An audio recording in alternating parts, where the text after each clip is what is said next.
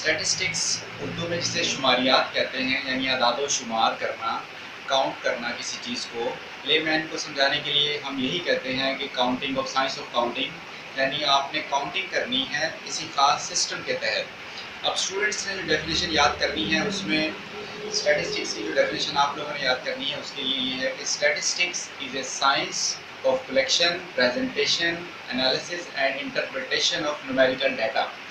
यानी स्टैटिस्टिक्स वो साइंस है जिसमें डाटा को कलेक्ट किया जाता है, उसको प्रेजेंटेशन उसकी दी जाती है, एनालिसिस किया जाता है और इंटरप्रेट किया जाता है न्यूमेरिकल डाटा का। न्यूमेरिकल डाटा को हम कलेक्शन किस तरीके से करेंगे, उसके लिए हमें सिस्टमेटिक तरीके यूज़ करने पड़ेंगे। उसके बाद कलेक्शन के बाद देखिए बताया प्रेजेंटेशन। प्रेजेंटेशन होती है कि डाटे को कैसे आपने पेश करना है, यानी दूसरे को कैसे दिखाना है।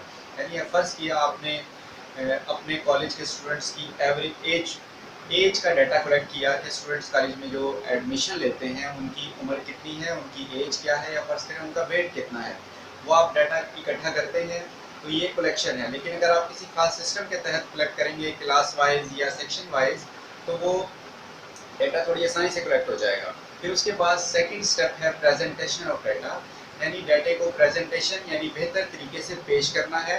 अब अगर आपने रॉ फॉर्म में डाटा कलेक्ट किया, फर्स्ट करें स्टूडेंट्स का वेट 50, 60, 65, 67, 68, ये different weight of students. First किया हमारे पास वेट ऑफ स्टूडेंट्स।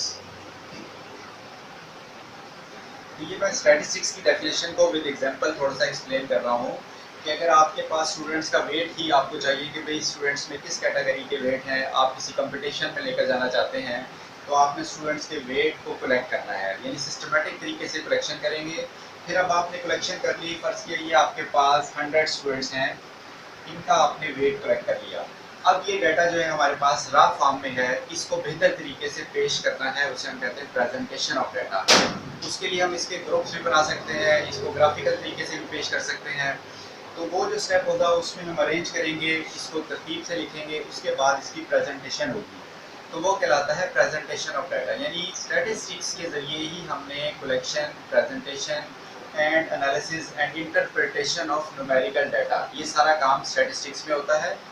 ये खैर फर्स्ट ईयर की जब मैं टॉपिक पढ़ाऊंगा उसमें डिटेल में स्टैटिस्टिक्स और इसके मीनिंग सिंगुलर सेंस में क्या होते हैं, प्लूरल सेंस में क्या होते हैं, वो डिटेल में आपको एक्सप्लेन करूंगा।